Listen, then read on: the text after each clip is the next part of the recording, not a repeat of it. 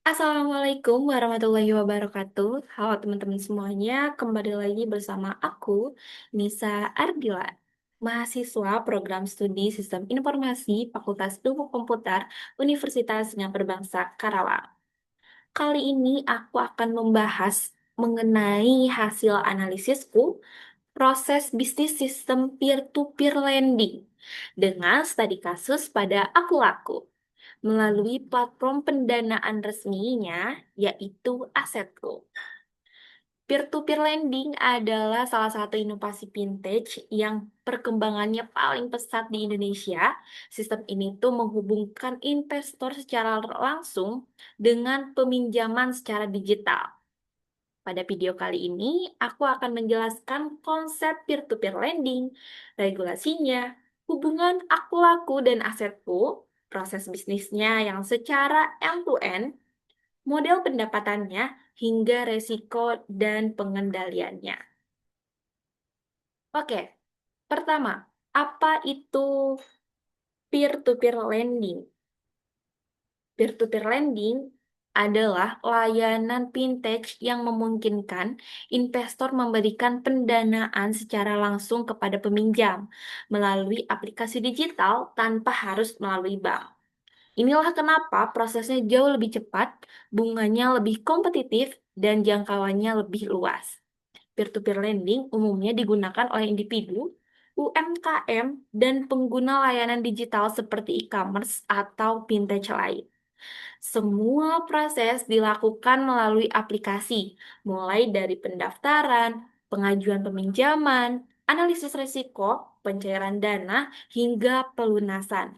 Peer-to-peer lending juga membuka peluang bagi masyarakat menjadi lender dan mendapatkan imbal hasil dari bunga pinjaman. Oke, next.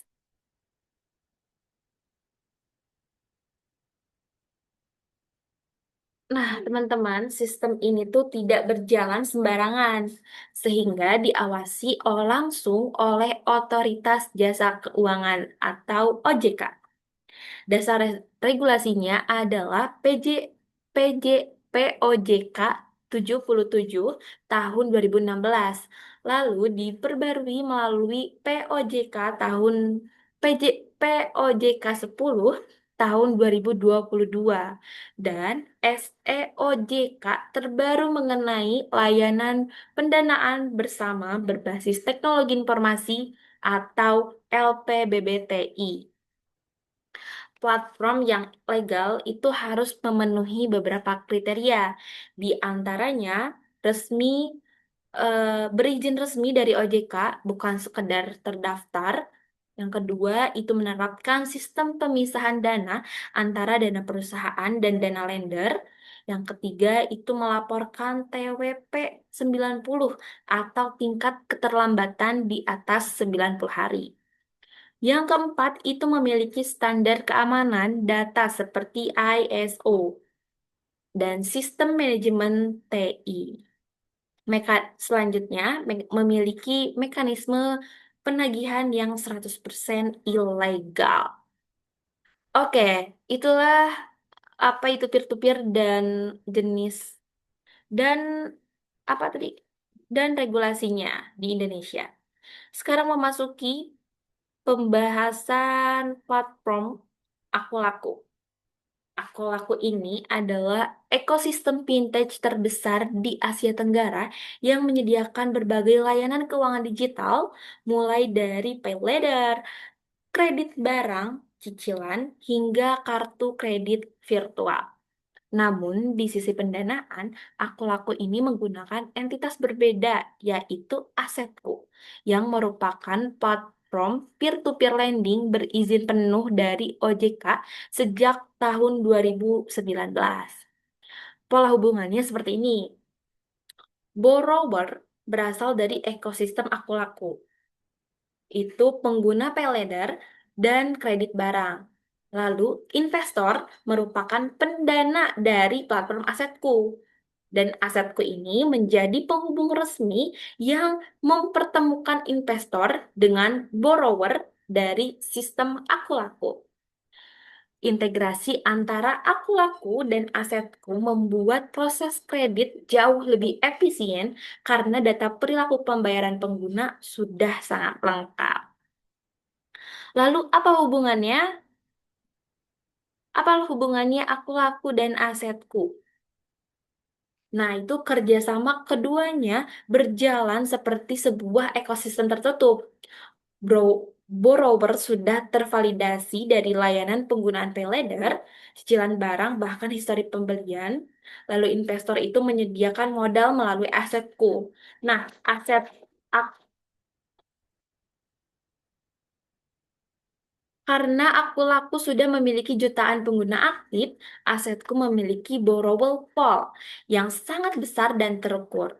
Inilah yang sangat membuat nilai resiko kredit menjadi lebih mudah dianalisis, membuat tingkat gagal bayar lebih rendah dibanding peer-to-peer pada umumnya. Lalu apa saja sih produk dari aku laku? Maaf, produk dari asetku. Nah, di dalam asetku ini, sebentar.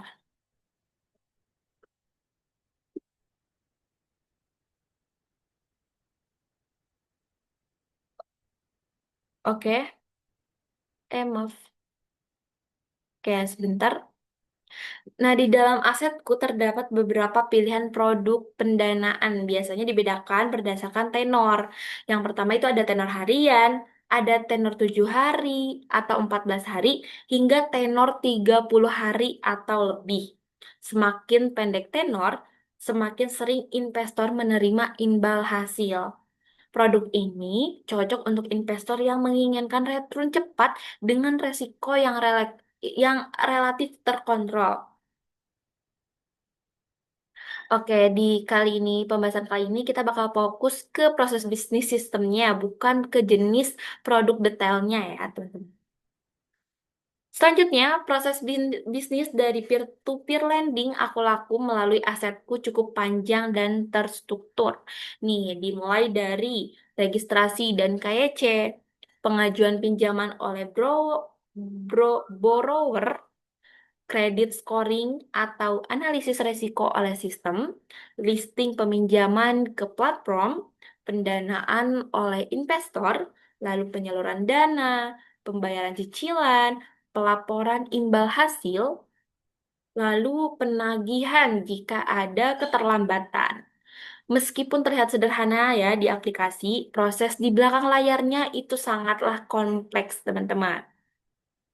Kita akan memasuki ke proses per prosesnya. Oke, pada tahap awal, borrower itu harus melakukan registrasi dan verifikasi identitas sesuai standar EKYC OJK. Data borrower meliputi KTP, nomor HP, selfie biometrik, data pekerjaan, dan informasi penghasilan. Nah, setelah akun terverifikasi, borrower bisa melakukan pengajuan pinjaman. Biasanya pengguna paylater, aku laku yang sudah memiliki skor baik, lebih mudah mendapat persetujuan karena datanya udah tersimpan. Pengajuan peminjaman ini langsung diproses oleh sistem internal aku laku sebelum masuk ke platform asetku. Oke, proses ketiga yaitu credit scoring dan risk assessment. Ini adalah proses paling penting.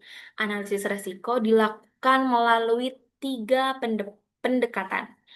Yang pertama adalah behavioral scoring, yang dimana dilihat dari riwayat keterlambatan, jumlah transaksi, histori pembelian barang, pola pembayaran, frekuensi pengajuan, dan perilaku penggunaan pay later. Yang kedua adalah informasi sosial,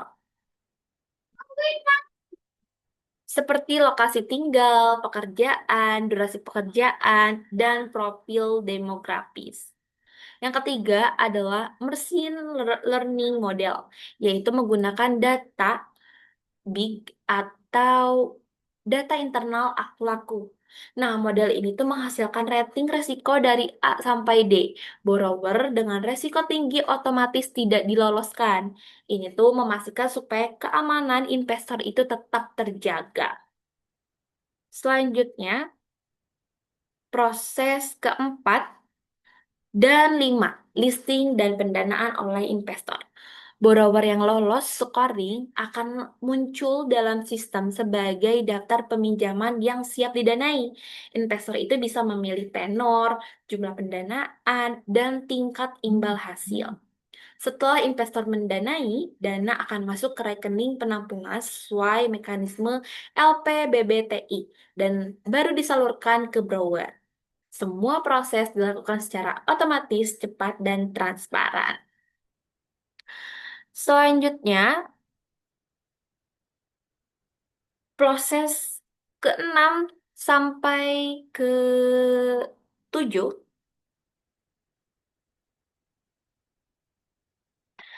setelah peminjaman terdanai, sistem ini tuh menyalurkan dana ke borrower. Borrower kemudian membayar kembali pinjaman mereka sesuai tenor. Pembayaran cicilan otomatis dicatat oleh sistem, lalu imbal hasil diberikan kepada investor sesuai jadwal. Investor bisa melihat laporan lengkap terkait return, status pendanaan, hingga story pembayaran. Kurang lebih seperti itulah teman-teman untuk prosesnya. Selanjutnya, manajemen resiko penagihan. Untuk proses penagihan, asetku dan aku laku ini menerapkan dua pendekatan. Yang pertama adalah soft collection, yaitu melalui pengingat SMS, notifikasi aplikasi, telepon, dan email. Jika borrower tetap tidak membayar, masuk ke hard collection, yaitu penagihan intensif oleh lembaga resmi. Tidak boleh ada penagihan ilegal karena dilarang dalam aturan OJK.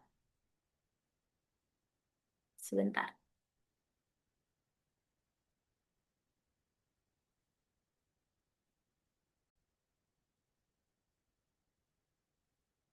Nah, selain itu, aku laku dan asetku itu memantau TWP 90, yaitu persentase keterlambatan lebih dari 90 hari. TWP 90 ini menjadi indikator kesehatan peer-to-peer lending. Asetku itu termasuk platform dengan TWP 90 rendah karena borrowernya berasal dari ekosistem internal yang lebih terkontrol.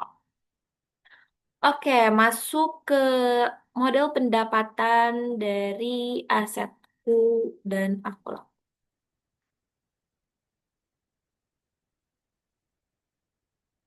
Platform ini tuh mendapatkan pendapatan dari beberapa sumber. Yang pertama, biaya layanan dari borrower. Yang kedua, biaya platform dari investor. Yang ketiga, itu margin dari bunganya. Yang terakhir, itu denda keterlambatan dan tetap mengikuti batas aturan dari OJK. Investor itu mendapatkan hasil berupa bunga, sementara platform mendapatkan biaya untuk operasional, keamanan, dan pengembangan sistem. Oke, memasuki keunggulan dan kekurangan dari peer-to-peer lending aku laku. Keunggulan dari sistem ini antara lain prosesnya yang cepat, data scoringnya yang lebih akurat, resiko gagal bayarnya yang terkontrol, dan imbal hasil bagi investor itu cenderung stabil. Integrasi data internal aku laku membuat proses kredit lebih aman daripada peer-to-peer umum. Namun tetap ada nih kekurangannya. Resiko kredit tetap ada. Investor wajib diverifikasi dan penagihannya harus melalui standar hukum sehingga prosesnya tidak selalu mulus.